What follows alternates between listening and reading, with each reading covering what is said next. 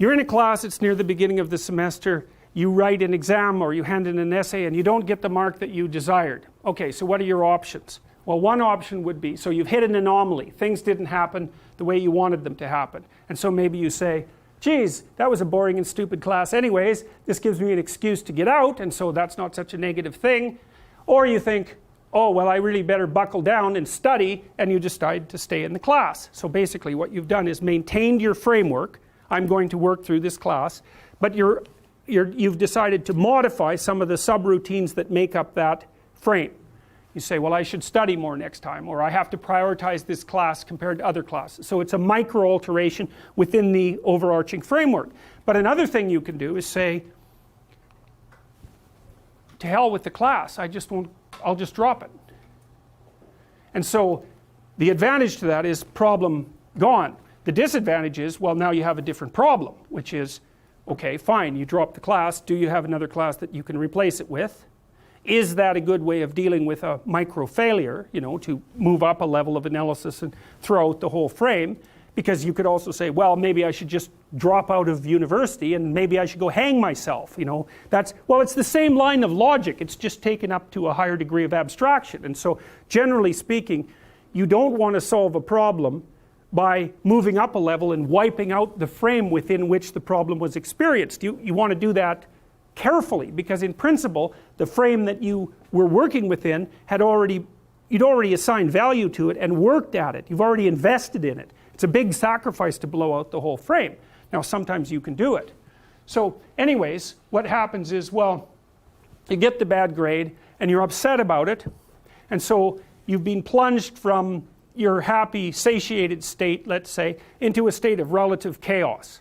And the chaos is, oh, I hit an obstacle, I didn't expect it, and now I don't know what to do. And so what does it mean to not know what to do?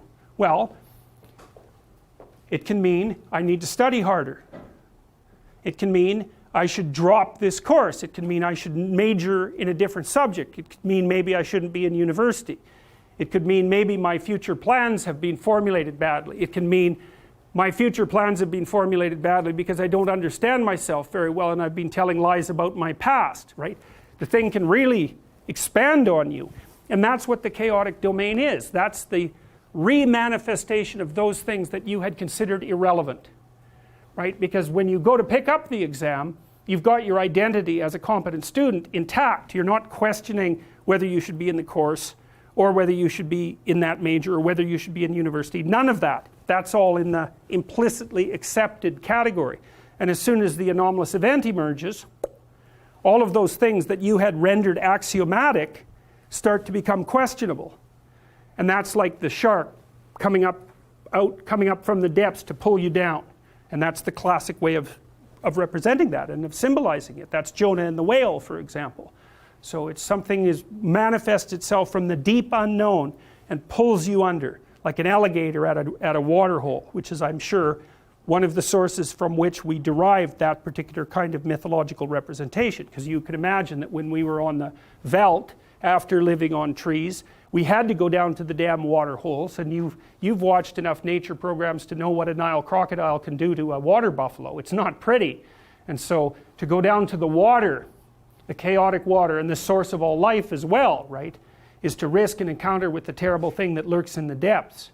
And so we use that as a central metaphor for mapping the sorts of things that happen to us in a much more abstract space. And you know that because one of the things you're going to do, let's say that the professor, there's a professor obviously who gave you the bad grade. Okay, so one logical presupposition is that you're in some sense insufficient in relationship to the course. But another logical and instantaneous categorization is to throw that person into the category of malevolent predator. And you'll do that by becoming upset and cursing the person in your imagination.